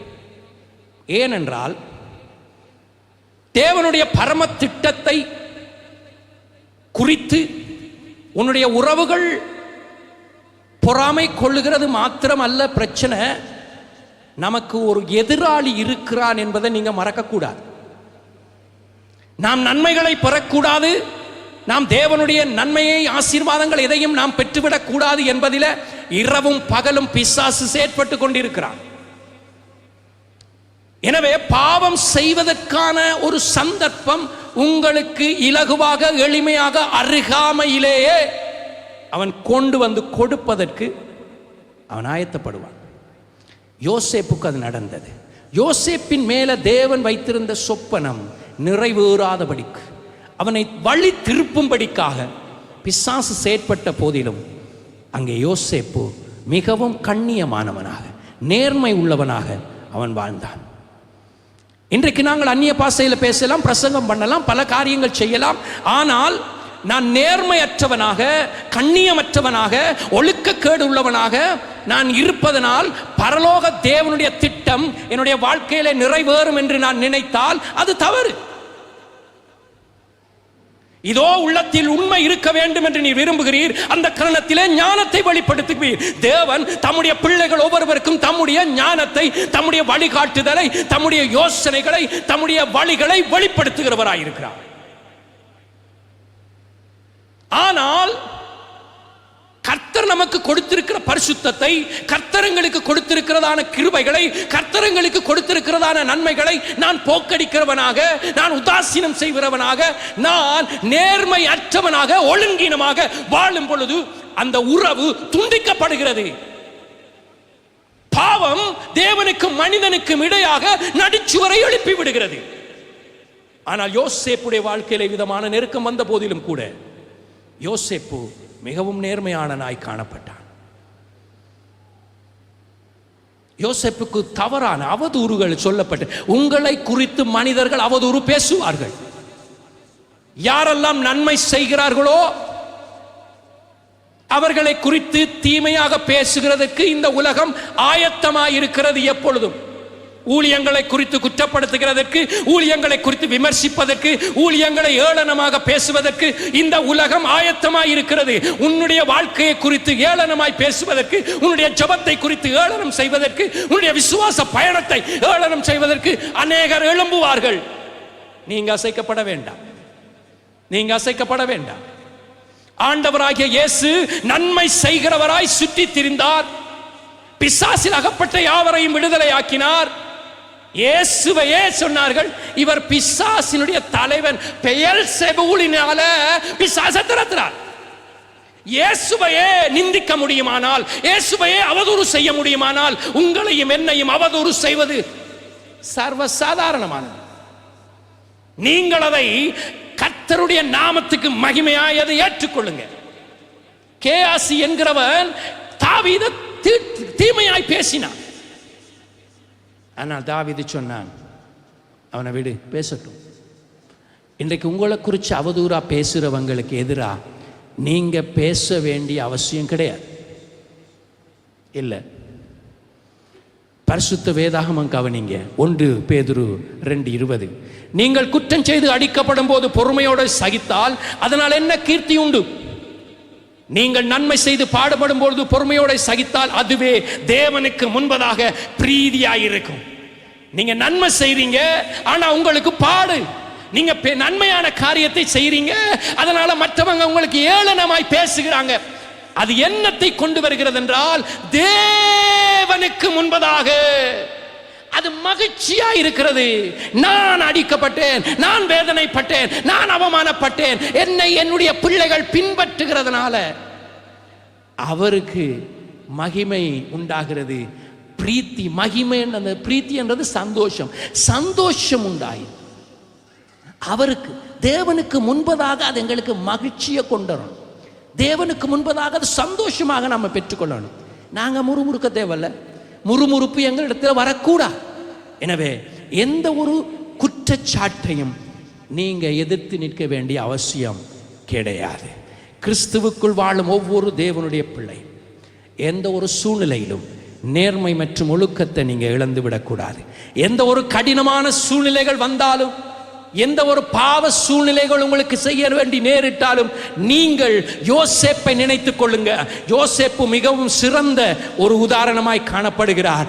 தேவன் தான் எல்லாவற்றையும் இறுதியில நியாயத்தில் கொண்டு நிறுத்துகிறவராய் இருக்கிறார். எத்தனை பேர் விசுவாசிக்கிறீங்க? தேவன் நீதியுள்ள நியாயாதிபதி. அவர் எல்லாவற்றையும் அவர் நீதியிலே கொண்டு வந்து நிறுத்துவார். 5வது குறிப்பு, சீக்கிரமாக தலைமைத்துவம் மற்றும் சேவை. எகிப்தில் யோசேப்புக்கு தலைமைத்துவம் கிடைச்சிருச்சு. அந்நிய தேசம், அந்த அந்நிய தேசத்தில் அவன் ஒரு தலைவனாக, மக்களை நேசிக்கிறவனாக, ஜனங்கள் மேல் அக்கறை கொண்டவனாக அவன் செயற்பட்டதை நீங்கள் பார்க்கிறீர்கள். இன்றைக்கு உங்களுடைய பயணத்திலே நீங்கள் அந்நிய ஜனங்கள் மத்தியிலே கர்த்தர் உங்களை கொண்டு போகிறார் என்றால், அந்த இடத்திலே கர்த்தர் உன்னை ஆசீர்வதிக்கிறார் என்றால், அந்த இடத்திலே கர்த்தர் தம்முடைய திட்டத்தை உனக்கு வெளிப்படுத்துகிறார் என்றால், நீங்கள் அந்த இடத்திலே கர்த்தருடைய ஸ்தானாதிபதியாக நிற்பதற்கு நீங்கள் தயங்க வேண்டியதில்லை. கர்த்தருடைய நாமத்தை உச்சரிப்பதற்கு பயப்பட வேண்டியதில்லை. கர்த்தருடைய நாமத்திலே அந்த ஜனங்களுக்கு நன்மை செய்ய வேண்டியதில்லை. நீங்க பயப்பட வேண்டியதில்லை. தேவன் உங்களை எங்கே அழைத்து சென்றாலும், பரிசுத்த ஆவியானவர் உங்களிடத்தில் வரும்பொழுது ஆண்டவருடைய வார்த்தை விதமாய் சொல்கிறது. அப்போஸ்தலர் நடபடிகள் 1வது அதிகாரம் 8வது வசனத்தில், பரிசுத்த ஆவியானவர் உங்களிடத்தில் வரும்பொழுது நீங்கள் எருசலேமிலும் யூதேயா முழுவதிலும் சமாரியாவிலும் உலகத்தின் கடைசி பரியந்தம் எனக்கு சாட்சியாயிருப்பீர்கள். நீங்க சாட்சி சொல்றதுக்கு நீங்க தயங்க கூடாது. நீங்கள் கிறிஸ்துவை பின்பற்றுகிறவர் என்று சொல்லுவதற்கு தயங்க வேண்டிய அவசியம் கிடையாது. நீங்கள் சமயம் வாய்த்தாலும் வாய்க்காவிட்டாலும் திருவசனத்தை ஞானமாய் போதிக்கத்தக்கவர்களாக, சுவிசேஷத்தை மற்றவர்களுக்கு சொல்லக்கூடியவர்களாக நீங்கள் நிற்க வேண்டும் என்பதற்கு யோசேப்புடைய வாழ்க்கை ஒரு உதாரணமாய் இருக்கிறது. மத்தேயு 4வது அதிகாரம் 23ஆம் வசனத்தை பார்ப்போம். பின்பு இயேசு கலிலேயா எங்கும் சுற்றி நடந்து அவர்களுடைய ஜெபாலயங்களில் உபதேசித்து ராஜ்யத்தின் சுவிசேஷத்தை பிரசங்கித்து ஜனங்களுக்கு உண்டாயிருந்த சகல வியாதிகளையும் சகல நோய்களையும் நீக்கி சொஸ்தமாக்கினார். அப்போஸ்தலர் நடபடிகள் 10வது அதிகாரம் 38வது வசனத்தில் பார்க்கிறோம். நசரேயனாகிய இயேசுவை தேவன் பரிசுத்த ஆவியினாலும் வல்லமையினாலும் அபிஷேகம் பண்ணினார். தேவன் அவருடனே கூட இருந்தபடியினால் அவர் நன்மை செய்கிறவராயும் பிசாசின் வல்லமையில் அகப்பட்ட யாவரையும் குணமாக்குகிறவராயும் சுற்றித் திரிந்தார். இந்த ஊழியத்தை தான் இயேசு நம்மிடத்தில் கொடுத்திருக்கிறார். எங்களை பிதாவாகிய தேவனோடு ஒப்புரவாக்கினார். அந்த ஒப்புரவாக்குதலின் ஊழியத்தை எங்களுக்கு கொடுத்திருக்கிறார். யாரெல்லாம் தேவனுடைய உறவிலே துண்டிக்கப்பட்டிருக்கிறார்களோ அவர்களுக்கு இயேசுவை குறித்து பேசி, இயேசுவின் இரத்தத்தின் மூலமாக உண்டாயிருக்கிறதான பாவ மன்னிப்பையும் விடுதலையையும் இரட்சிப்பையும் மீண்டுமாக பிதாவோடு கூட இணைக்கப்படுகிற வழியையும் குறித்து அவர்களுக்கு நீங்கள் சொல்லி அவர்களை மீண்டும் தேவனோடு ஒப்புரவாக்குகிற ஊழியம் உங்கள் ஒவ்வொருவருக்கும் கொடுக்கப்பட்டிருக்கிறது. நீங்கள் பாடசாலைக்கு செல்கிற சிறுவர்களாக இருக்கலாம், கல்லூரியிலே படிக்கிறதான வாலிபர்களாக இருக்கலாம், வேலை செய்கிறவர்களாக இருக்கலாம், ஊழியம் செய்கிறவர்களாக இருக்கலாம், யாராக இருந்தாலும் எல்லோர் மேலும் விழுந்த கடமை இதுவாக இருக்கிறது. கர்த்தருக்கு சாட்சி சொல்வதற்கு எந்த இடத்திலும் ஆண்டவருக்காக அந்த வேலையை செய்வதற்கு, தலைமைத்துவம் எடுத்துக்கொள்வதற்கு, ஆண்டவர் கொடுத்த அதிகாரத்தை நீங்கள் எடுத்துக்கொள்வதற்கு. அப்போஸ்தலர் நடவடிக்கைகள் என்ன சொல்லிச்சு? லூக்கா சுவிசேஷத்தில் நேற்று மாலையில் ஒரு வார்த்தையை ஆண்டவர் உணர்த்தினார். சர்ப்பங்களை எடுக்கவும் தேள்களை மிதிக்கவும் பிசாசின் சகல அதிகாரங்களை வல்லமைகளையும் மேற்கொள்ளும் உங்களுக்கு அதிகாரம் கொடுத்தார். உங்கள் எல்லாருக்கும் அதிகாரம் கொடுக்கப்பட்டிருக்கிறது.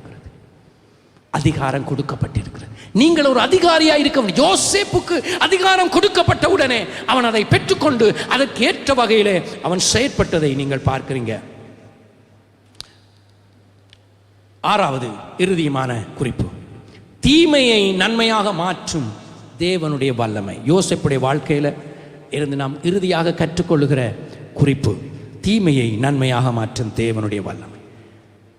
யோசேப்பு தன்னுடைய சகோதரர்களை பார்த்து ஆதியாகமம் 50:20 சொன்னான். நம்ம நேரத்தோடு வாசித்தோம். நீங்கள் எனக்கு தீமை செய்ய நினைத்தீர்கள், தேவனோ இப்பொழுது நடந்து வருகிறபடி வெகு ஜனங்களை உயிரோட காக்கும்படி அதை நன்மையாக முடிய பண்ணினார். தீமையான காரியத்தை ஆண்டவர் நன்மையாக மாற்றக்கூடியவர். யோசேப்புடைய வாழ்க்கையில அதை செய்ய முடியுமானால் உங்களுடைய வாழ்க்கையிலும் அதை செய்ய முடியும்.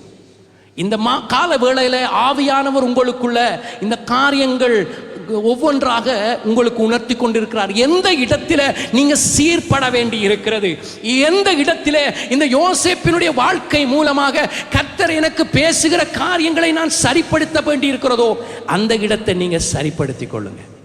ரோமர் 12:17 சொல்கிறது, ஒருவனுக்கு தீமைக்கு தீமை செய்யாதீங்க. அவன் உங்களுக்கு தீமை செய்தானால் அந்த தீமைக்கு நீங்க திரும்பவும் தீமையை செய்ய வேண்டாம். எல்லா மனுஷருக்கு முன்பதாக யோக்கியமானவைகளை செய்ய நாடுங்க. யாராவது உங்களுக்கு விரோதமாக தீமை செய்தாலும் நீங்க உங்களோட சக விசுவாசிக்கிடத்தில் அவன் அப்படி செய்தான் அதனால இப்படி செய்வேன் என்று நீங்க பேசாதீங்க. அந்த நல்லா இருக்கிற விசுவாசியுடைய சுபாவம் சில நேரம் கெட்டு போறதுக்கு வாய்ப்பு இருக்கு. தீமைக்கு தீமையையும் உதாசீனத்துக்கு உதாசீனத்தையும் நீங்க செய்ய வேண்டாம். தீமை செய்கிறவர்கள் தீமை செய்யட்டும். நாம் நன்மை செய்கிறவருடைய பிள்ளைகள். நாம் நன்மை செய்ய படிக்க வேண்டும். நன்மை செய்யும்படியாக அன்றி தீமை செய்வதற்கு அல்ல என்னுடைய அழைப்பு. நான் நன்மையானதை பேசுவதற்கே என்னுடைய அழைப்பு. தீமையானதையோ தேவனுக்கு பிரியமில்லாத ஆகாத சம்பாஷணையோ நான் பேசுகிறதற்காக தெரிந்து கொள்ளப்பட்டவன் அல்ல, அழைக்கப்பட்டவன் அல்ல, அபிஷேகம் பண்ணப்பட்டவன் அல்ல. நன்மையானதை மாத்திரம் நான் பேச வேண்டியவனாய் இருக்கிறேன். இந்த யோசேப்பினுடைய பயணத்தின் மைய கருத்து, எல்லாரும் நினைச்சாங்க யோசேப்போட கதை முடிஞ்சுது.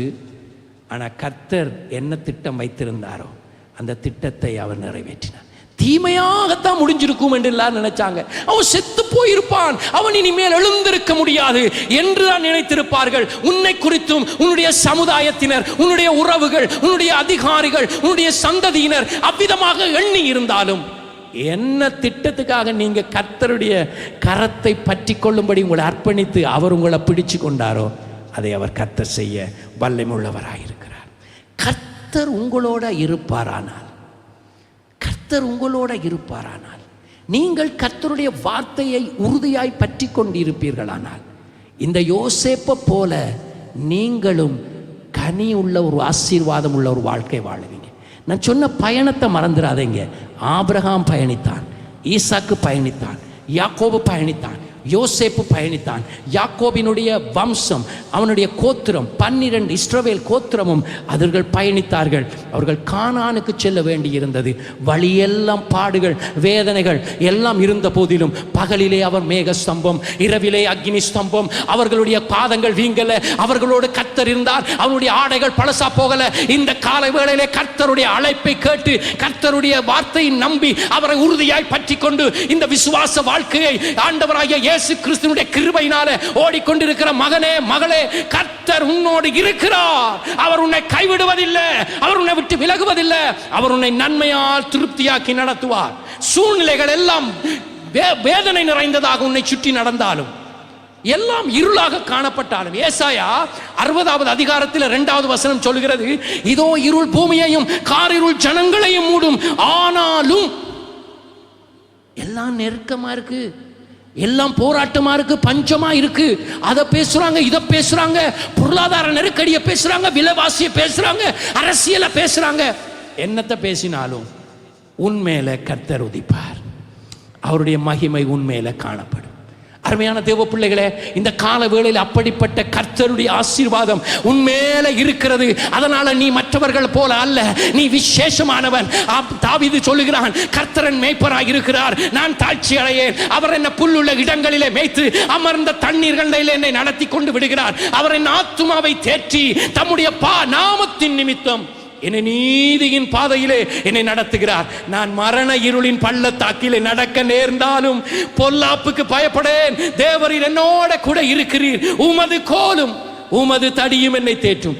எத்தனை பேர் மரணத்தை போல போராட்டத்தில் நிறைஞ்ச வாழ்க்கையில நீங்க போய் கொண்டிருக்கிறீங்க? கர்த்தர் உங்களோடு இருக்கிறார், கர்த்தர் உங்களோடு கூட இருக்கிறார். இந்த காலவேளையில் உங்களை ஆசீர்வதிக்க விரும்புகிறார். யோபு 8வது அதிகாரம் 7வது வசனத்தில், உம்முடைய துவக்கம் அற்பமாய் இருந்தாலும் உடைய முடிவு சம்பூர்ணமாக இருக்கிறது. அல்லேலூயா. யாவரும் எழுந்து நிற்போம். ஜெபம் பண்றதுக்கு ஊழியர்கள் முன்னுக்கு வாங்க, எல்லாரும் எழுந்து நில்லுங்க. இந்த கால வேளையில் இந்த 6 காரியங்கள் ஊடாக தேவன் உங்களுடைய ஆவிக்குரிய பயணத்தை நீங்கள் சீர்படுத்தும்படிக்கு ஆண்டவர் பேசியிருக்கிறார். 6 காரியங்களை நீங்க மறக்க வேண்டாம். அப்போஸ்தலனாகிய பவுல் தீமோத்தேயுக்கு சொல்லும் பொழுது சொல்கிறார், நல்ல போராட்டத்தை போராடினேன், ஓட்டத்தை முடித்தேன், விசுவாசத்தை காத்துக்கொண்டேன். இது முதல் நீதியின் கிரீடம் எனக்காக வைக்கப்பட்டிருக்கிறது. நீதி உள்ள நியாயாதிபதியாக கர்த்தர் அந்நாளிலே அதை எனக்கு தந்தருளுவார். எனக்கு மாத்திரமல்ல, அவர் பிரசன்னமாகுதலை விரும்பி யாவருக்கும் அதை தந்தருள்வாய். நீ சீக்கிரமாய் என்னிடத்தில் வரும்படி ஜாக்கிரதைப்படு, ஜாக்கிரதைப்படு. இன்றைக்கு யோசேப்பினுடைய வாழ்க்கையின் மூலமாக உன்னுடைய பயணம் ஜாக்கிரதையாக மாறட்டும், உன்னுடைய செயல்கள் ஜாக்கிரதையாக மாறட்டும், உன்னுடைய தீர்மானங்கள் ஜாக்கிரதையாக மாறட்டும். இந்த காலவேளையிலே கர்த்தர் உன்னோடு தன்னுடைய ஆசீர்வாதமான வாழ்க்கையாக உன்னை மாற்ற, யோசேப்பு கனிதரும் செடியாக மாற்றப்பட்டதை போல, ஆசீர்வாதம் உள்ளவனாய் மாற்றப்பட்டது போல, இங்கே இருக்கிற நீங்க ஒவ்வொருவரும் ஆசீர்வதிக்கப்பட கர்த்தர் விரும்புகிறார். ஒரு விச கண்களை மூடுங்க, ஆண்டவரை நோக்கி பாருங்க. உங்களுடைய பயணம் எவ்விதமாக இருக்கிறது? நீங்க எங்க நிற்கிறீங்க? நீங்க தனிமைப்படுத்தப்பட்டுட்டீங்களா? புறக்கணிக்கப்பட்டுட்டீங்களா? ஒரு அடிமையை போல நீங்க யோசிக்கிறீங்களா? எல்லாரும் என்ன மறந்துட்டான்னு நினைக்கிறீங்களா? இந்த காலைவேளையிலே கர்த்தர் உங்களை அழைக்கிறார். இந்த 6 காரியங்களிலும் ஆவியானவர் என்னோடு பேசின அந்த காரியத்துக்காக நான் முழு மனதோடு என்னை அர்ப்பணிக்கிறேன்னு சொல்றவங்க நீங்க முன்பதாக வாங்க, உங்களுக்காக நாங்கள் ஜெபிக்க விரும்புகிறோம். ஆண்டவர் உங்களை நேசிக்கிறார். ஆபிரகாமை ஆண்டவர் அழைத்தார், நான் உன்னை ஆசீர்வதிப்பேன், நீ ஆசீர்வாதமாய் இருப்பாய் என்று சொன்ன தேவன் இன்றைக்கு உன்னை ஆசீர்வதித்து நீ அநேகம் ஜனங்களுக்கு ஆசீர்வாதமாய் உன்னை கர்த்தர் மாற்ற விரும்புகிறார். மகனே, மகளே, வாலிப பிள்ளைகளே, தாயே, தகப்பனே, தங்கச்சி, நீ கைவிடப்பட்டவள் அல்ல, புறக்கணிக்கப்பட்டவள் அல்ல, தள்ளப்பட்டவள் அல்ல. அது சமுதாயம் உன்னை செய்திருக்கலாம். ஆனால் இன்றைக்கு கர்த்தர் உன் மேலே நினைவாயிருக்கிறார். விசுவாசிக்கிறவங்க இன்றைக்கு அநேக நாட்கள் தடைகள் நீங்குகிறது. அதை நீங்கள் விசுவாசிச்சிங்கன்னா முன்னுக்கு வாங்க, உங்களுக்காகவும் நாங்கள் ஜெபிக்க ஆரம்பிக்க போகிறோம். ஆண்டவரே, இந்த கால வேளையிலும் ஜோசேப்பினுடைய வாழ்க்கையின் மூலமாக நீர் எங்களுக்கு கற்றுக் கொடுத்த ஒவ்வொரு வார்த்தைகளையும் விசுவாசித்தவர்களாக முன்பதாக வந்திருக்கிற ஒவ்வொரு சகோதரன், சகோதரிகள், வாலிப பிள்ளைகள், குழந்தைகள் மேலாக உம்முடைய ஆசீர்வாதமான கரம் அமரும்படியாக இயேசுவின் நாமத்தில் ஆசீர்வதிக்கிற இந்த வார்த்தைக்குரிய அத்தனை ஆசீர்வாதங்களும் நன்மைகளும் ஒவ்வொருவரும் பெற்றுக்கொள்ளும்படி இயேசு கிறிஸ்துவின் நாமத்தில் ஒப்பு கொடுத்து ஆசீர்வதித்து ஜெபிக்கிறேன் நல்ல பிதாவே. யாருக்கெல்லாம் ஜெபம் தேவையோ நீங்கள் முன்னுக்கு வாங்க. நான் இறுதி ஜெபத்தை, வேறு ஜெபம் தேவை உள்ளவர்கள் இப்போ ஜெபிக்க ஆரம்பிங்க. வேறு ஜெப தேவை உள்ளவர்கள் நீங்கள் முன்னுக்கு வாங்க. இந்த வேளையில நாங்கள் இந்த ஆராதனையை ஜெபித்து முடிக்க போகிறோம். ஆமென். ஹல்லேலூயா. மனிதர் என்னை எதிர்த்து வந்தாலும், என் ஜனம் எனக்கு எதிராய் முறுமுறுத்தாலும், நேசிக்கும் சபையும் என்னை வெறுத்து விட்டாலும், நேசிக்க நீர் என்ற கவலை இல்லையே. கோராகின் மனிதர் என்னை எதிர்த்து வந்தாலும் என் ஜனம் எதிராய் முறுமுறுத்தாலும் நேசிக்கும் சபையும் என்னை வெறுத்து விட்டாலும் நேசிக்க நீர் இருக்க கவலையில். ஆண்டவரே, உம்முடைய பிள்ளைகளை நீ நேசிக்கிறது துளிர்க்க செய்யும் தெய்வம், எங்கள் வாழ்க்கையை ஆசீர்வதிக்கிற தெய்வம் அப்பா. நீங்க அழைத்தவ தலை குனிய விடு, ஒரு நாள் நீங்க தலை குனிய விட மாட்டீங்கப்பா. என் கோளை துளிர்க்க செய்யும் தெய்வம், எல்லா சூழ்நிலைகளும் என்னோட இருக்கிற தெய்வம். அழைத்தவ தலை குனிய விடுவதில். கையை உயர்த்தி சொல்லுங்க, நீங்க போதும் எனக்கு, நீங்க போதும் எனக்கு, நீங்க போதும், நீங்க போதும், நீங்க போதும் எனக்கு, நீங்க போதும் எனக்கு, நீங்க போதும் எனக்கு, நீங்க போதும், நீங்க போதும், நீங்க போதும் எனக்கு. உம்மை விட யாரும் இல்லை ஆண்டவரே, இயேசையா. உங்களை விட்டா யார் இருக்காப்பா? உம்மை விட யாரும் கல்வாரி சிலுவையில இயேசையா. ரத்தம் சிந்தி மீட்ட பாவிகளை மன்னிக்கிற உம்மை விட்டா எங்களுக்கு விமோசனம் இல்லையே. இந்த கால வேளையிலே அப்படியே கரங்களை உயர்த்தி, ஆண்டவரே, இந்த கால வேளையிலே இயேசுவே நான் உம்மை பற்றிக் கொள்கிறேன். தகப்பனே, இம்மட்டுமாக இந்த 7ஆம் மாதம் இறுதி வாரம் வரையில நீர் எங்களை நடத்தி வந்ததற்காக நாங்கள் உம்மை துதிக்கிறோம். ஆண்டவரே, நாங்கள் உம்மை அல்லாமல் வேறு எங்கே போவோம்? ஆண்டவரே, வாழ்வு தரும் வார்த்தைகள் உம்மிடத்தில் அல்லவோ இருக்கிறது, ஜீவன் உம்மிடத்தில் அல்லவோ இருக்கிறது, என் சூழ்நிலைகளை மாற்றுகிற திட்டங்கள் உம்மிடத்தில் அல்லவோ இருக்கிறது. இந்த கால வேளையிலே ஆண்டவரே, உம்முடைய அநாதி திட்டங்கள் நிறைவேறத்தக்கதாக உம்மை நான் பற்றிக் கொள்ளுகிறேன், உம்முடைய கரத்தை பிடித்துக் கொள்ளுகிறேன் என்று சூழ்நிலைகள் எதுவாய் இருந்தாலும் நான் உம்மையே பற்றிக் கொள்ளுகிறேன் என்று கரம் உயர்த்தி ஜெபித்துக் கொண்டிருக்கிற ஒவ்வொரு சகோதர சகோதரிகள், வாலிப பிள்ளைகள், குழந்தைகள் மேலாக உம்முடைய நன்மைகள், உம்முடைய ஆசீர்வாதங்கள் இறங்கும்படியாக இயேசுவின் நாமத்திலே நான் ஜெபிக்கிறேன். உம்முடைய பிள்ளைகளுடைய வாழ்க்கை பயணத்திலே எல்லா நெருக்கத்திலும் யோசேப்போடு இருந்த தேவன் உன்னோடு இருக்கிறார். அவர் என்னை மறவாதவர், அவர் என்னை நன்மையாய் மாற்றுவார், அவருடைய திட்டத்தை நிறைவேற்றுவார் என்கிற விசுவாசத்தோடு உறுதியாய் பற்றிக் கொள்ளத்தக்கதாக உள்ளத்திலே இருக்கிறதான அவிசுவாசங்கள் நீங்கட்டும், தடைகள் நீங்கட்டும். இயேசுவின் நாமத்திலே பரலோக தேவனுடைய நன்மைகள், கிருபைகள் உம்முடைய பிள்ளைகளை பின்தொடரும்படியாக இயேசுவின் நாமத்திலே ஆசீர்வதிக்கிறேன். அவர்கள் கையிட்டு செய்கிற வேலைகள் ஆசீர்வதிக்கப்படட்டும். அவர்களுடைய போக்கிலும் வரத்திலும் உம்முடைய பாதுகாப்பு இருக்கட்டும். அவர்கள் போகிற இடமெல்லாம் கனி கொடுப்பார்களாக, ஆசீர்வாதமாக இருப்பார்களாக, இயேசுவுக்கு சாட்சியாக இருப்பார்களாக. ஒவ்வொரு குடும்பங்களையும் ஆசீர்வதிக்கிறோம். எல்லா துதியும் கனமும் மகிமை நாங்கள் உமக்கே ஏறெடுக்கிறோம். இரட்சகரும் மீட்பரும் எங்கள் ஆண்டவருமாகிய இயேசுவின் வல்லமையுள்ள நாமத்திலே ஆசீர்வதித்து ஜெபிக்கிறேன். ஜீவனுள்ள வல்லமையுள்ள நல்ல பிதாவே. எல்லாரும் சேர்ந்து சொல்லுவோம், என் ஆத்துமாவே கர்த்தரை ஸ்தோத்திரி, என் முழு உள்ளமே அவருடைய பரிசுத்த நாமத்தை ஸ்தோத்திரி. என் ஆத்துமாவே கர்த்தரை ஸ்தோத்திரி, அவர் செய்த சகல உபகாரங்களையும் மறவாதே. இப்பொழுது நம்முடைய கர்த்தராகிய இயேசு கிறிஸ்துவினுடைய கிருபை, பிதாவாகிய தேவனுடைய அன்பும், பரிசுத்த ஆவியானவருடைய அந்நிய ஐக்கியமும் பாதுகாப்பும் வழி நடத்துதலும் உங்கள் அனைவரோடும் கூட இயேசு ராஜா மத்தியவானில் வரும் வரை கூட இருப்பதாக. வந்ததற்காக நன்றி. கர்த்தர் உங்கள் ஒவ்வொருவரையும் ஆசீர்வதிப்பாராக. ஒருவரை ஒருவர் வாழ்த்தி செல்ல மறக்க வேண்டாம். உங்கள் வாழ்க்கை பயணத்திலே யோசேப்போடு இருந்த கர்த்தர் இன்று முதல் உங்களை கரம் பிடித்து நடத்துவாராக.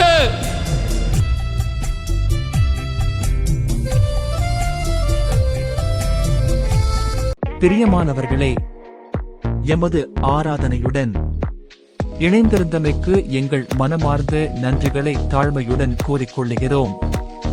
இந்த ஆராதனை உங்கள் ஆத்துமாவுக்கு மிகுந்த ஆசீர்வாதமாக இருந்திருக்கும் என விசுவாசிக்கிறோம். தொடர்ந்தும் எம்முடன் இணைந்திருங்கள். கர்த்தர் தாமே உங்களை ஆசீர்வதிப்பாராக.